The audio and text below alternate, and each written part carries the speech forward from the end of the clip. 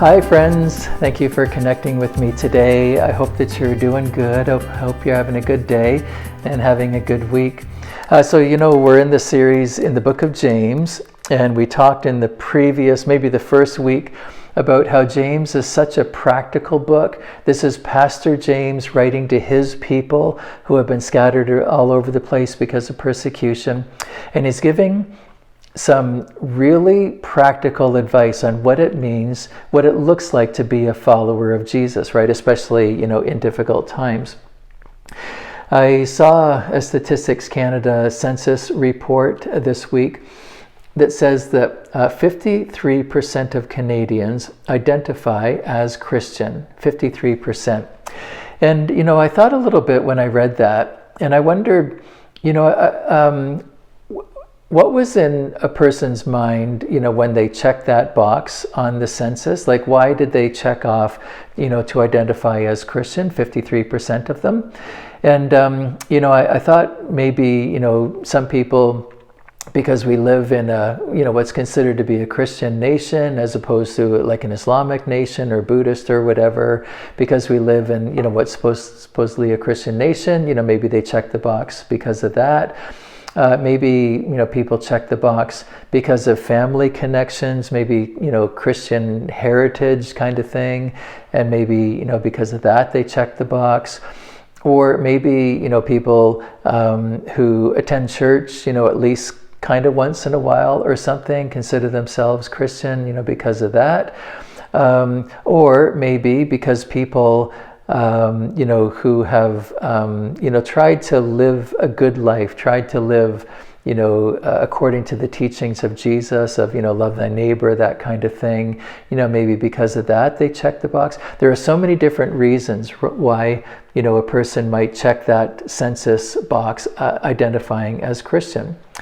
Last week, actually, we talked about the difference between a bounded approach to Christianity, to religion, to church, a bounded approach, and a Jesus-centered approach. So in a bounded approach, you have your boundaries, your rules, your regulations, and as long as you stay inside those boundaries, as long as you believe the right thing, as long as you obey and do the right thing and stay away from the things that you're not supposed to do, as long as you stay within the boundaries, then you're okay, right? You consider yourself a Christian.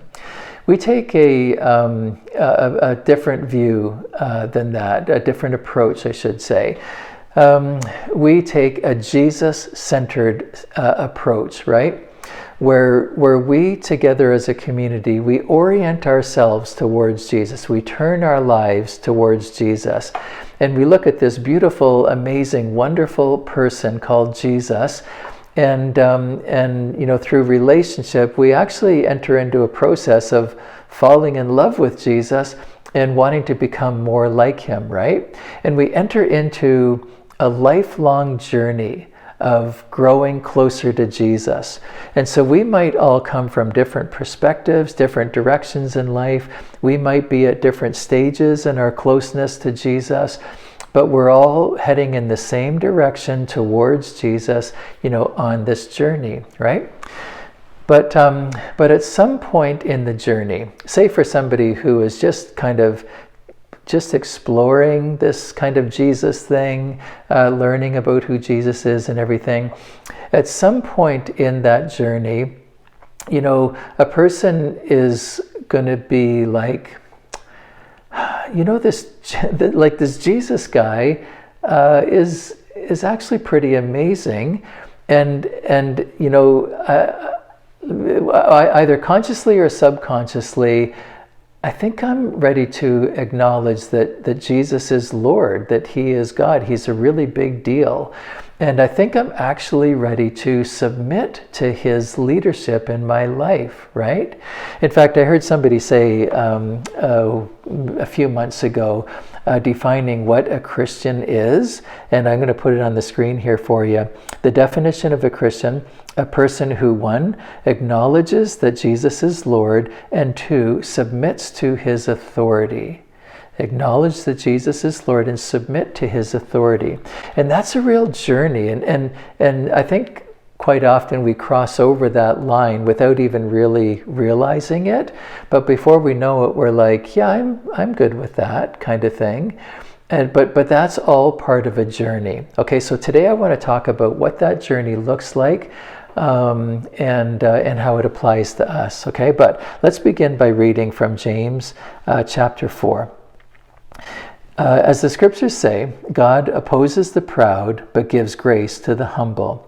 So humble yourselves before God. Resist the devil, and he will flee from you. Come close to God, and God will come close to you. Wash your hands, you sinners. Purify your hearts, for your loyalty is divided between God and the world. Let there be tears for what you have done. Let there be sorrow and deep grief. Let there be sadness instead of laughter, and gloom instead of joy. Humble yourselves before the Lord, and he will lift you up in honor. Let me read from the Message translation, Eugene Peterson. So let God work his will in you. Yeah, I like this. Yell a loud no to the devil and watch him make himself scarce. And say a quiet yes to God, and he'll be there in no time. Quit dabbling in sin. Purify your inner life. Quit playing the field. Hit bottom and cry your eyes out. The fun and games are over. Get serious, really serious. Get down on your knees before the Master. It's the only way you'll get on your feet. Okay, so I want to talk about this journey of moving towards Jesus. And I'll probably say this a couple of times, but let me just begin by saying it, that this is not a one and done on any of these things that we're going to talk about. This is a continual, lifelong journey that until the day that we die, we're always going to continue to move closer to Jesus and always continue to grow, in these things. But let's see what James has to say here in what does this coming closer to Jesus, what does this relationship look like? The first thing that I see here is just coming close. In verse 8, James says, come close to God, and God will come close to you, right? And, there's this beautiful thing that, regardless of where we are in our orientation to Jesus and how far away we are or how closer we are to Jesus, when we take a step towards Jesus, this amazing thing happens in that he takes a step towards us, right? And this really reminds me, and forgive me if you think this is sacrilegious, but it makes me think of a dating relationship, and it makes me think of dating Jesus, right? In a dating relationship, you see somebody across the room and you go, wow, like that, they look really nice, whatever. And so you take some kind of step toward them, right? Either through send them a message or whatever. You take some kind of step towards them. And hopefully, they kind of reciprocate and they're like, oh yeah, okay, and they take a bit of a step towards you. And then as the relationship grows, you're like, yeah, like I actually really like this person, and maybe you open up a little bit emotionally to them, and you start to share a bit more of your life, and hopefully as you take a step towards them, they take a step towards you. And then as the relationship continues to grow and deepen, eventually, hopefully, maybe, you say, like, I'm actually ready to make a lifelong commitment to you, but it all begins with taking a step towards the person and the person taking a step towards you. And the same process in taking a step towards Jesus. Like for somebody that's like, yeah, boy, that Jesus guy, he seems curiously intriguing. And I'm, just kind of open to this and take a bit of a step. And Jesus takes a step towards us. And then, we continue to move along in the journey, right? But the point is that what James says here says, come close to God and God will come close to you. He'll meet you in the middle, at whatever stage, you're willing to step towards him, right? But at some point in this journey, we reach a point of humble acceptance of the lordship of Jesus, right? And this is actually what I would see as the second step here that James highlights. He talks about, like, humble acceptance. So I think that it's a very significant stage in a person's journey. Okay, so they see Jesus across the room in this dating relationship, and they're like, like, boy, Jesus guy is really really intriguing, and I take it step, learning, grow, and maybe similar to in a human relationship, we're ready to make a permanent, lifelong commitment to somebody.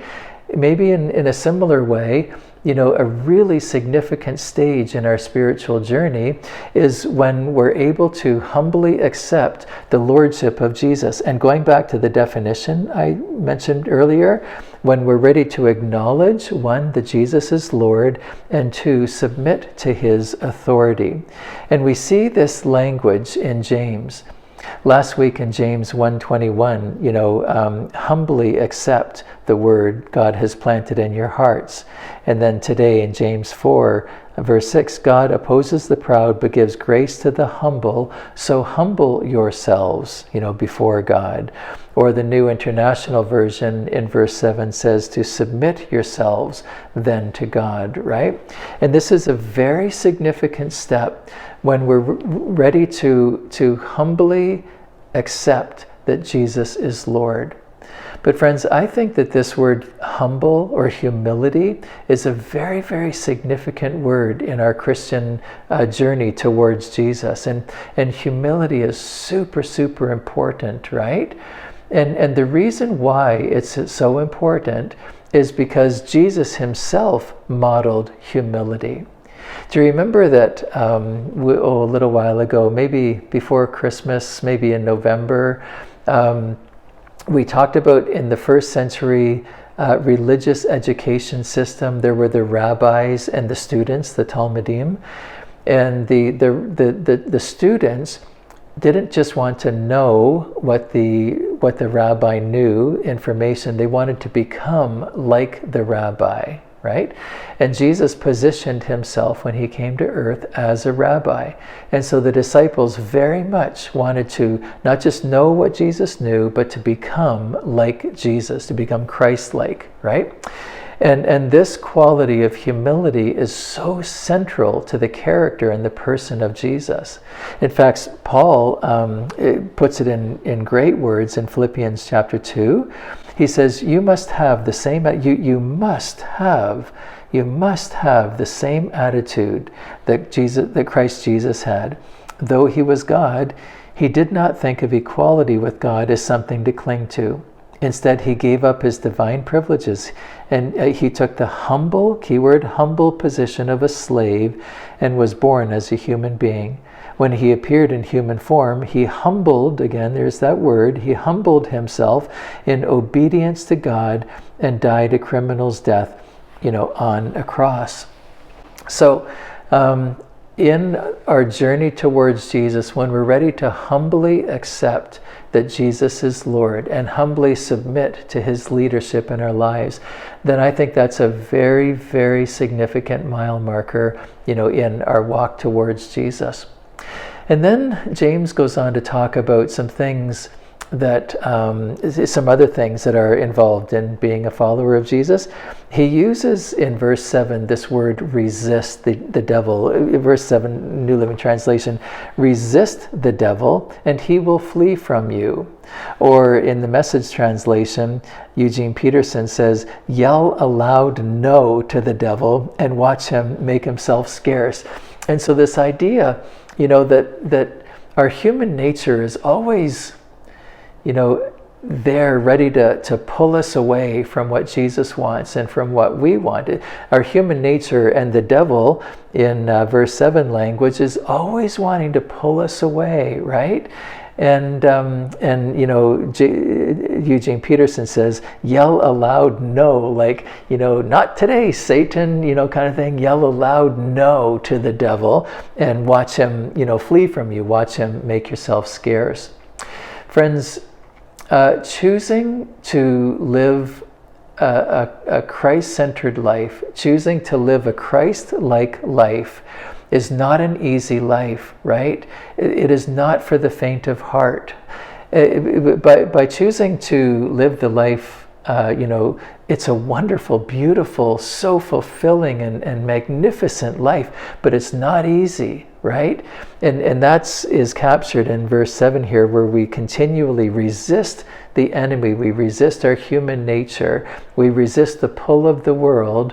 And but then what happens? And resist the devil, and he will flee from you. We're not powerless in this. We actually have power to resist and put the enemy behind us. I want to highlight a couple other things, but I want to preface these by saying that James was writing to people who identified for a long time as followers of Jesus, right? They identify as followers of Jesus, and James is using some pretty strong language here when he talks about our pure loyalty. In verse 8, James says, he says, wash your hands, you sinners, and purify your hearts, for your loyalty is divided between God and the world. Let me just quickly say that I think what James was saying here, to purify something means to remove all of the dirt, right? Like purifying silver, you remove the dross, all the dirt, and then you're left with, pure silver, right?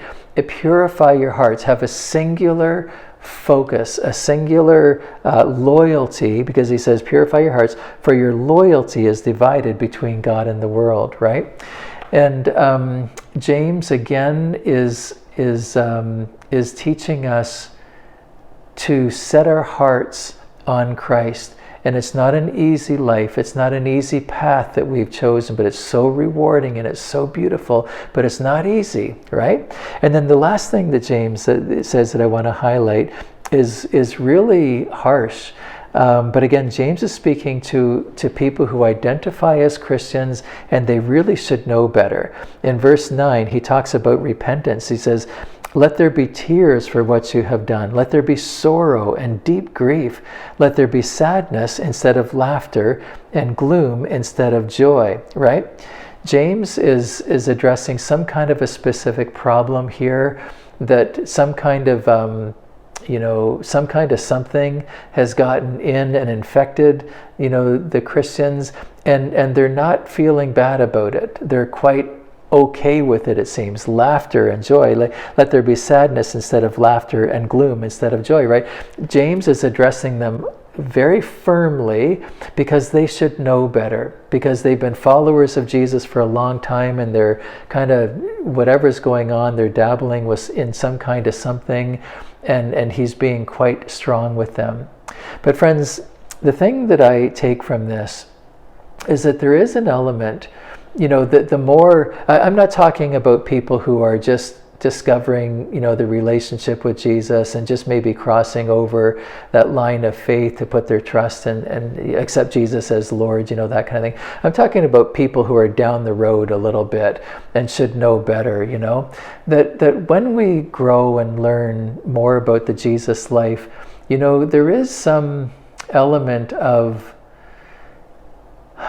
remorse over things that we've lost because of, attitudes that we've had or whatever. There's some sort of remorse and sorrow and grief and tears and sadness, and because, why is that? Because sin hurts us. Sin steals from us. And so when we give in to our sinful nature, it steals something of us, and nobody wants to have stuff stolen from them, right? If you steal my phone or whatever, I'm going to feel bad that you stole my phone, right? And when the enemy steals something from me, I'm going to feel bad about it, right? And so there is an element of sorrow over things that we've lost, because of what the enemy has stolen from us. Okay, so again, let me finish by saying that This is a lifelong journey. I don't think there's ever a point in our lives when we say, I'm done coming close to God. I've come as close as I need to. We continually come close to God. Never a point in our lives when we say, I'm done submitting to the Lordship of Jesus. We continually to do that. Never a point in our life when we stop resisting the enemy. We continue to do that. Never a point in our lives when we need to stop, purifying our loyalty, right? There's never an end date to this. We're on a continual lifelong journey towards Jesus. Okay, I need to wrap up, but it was so good to be with you. Thanks for connecting with me, and look forward to seeing you on Sunday if we can. God bless you, friends.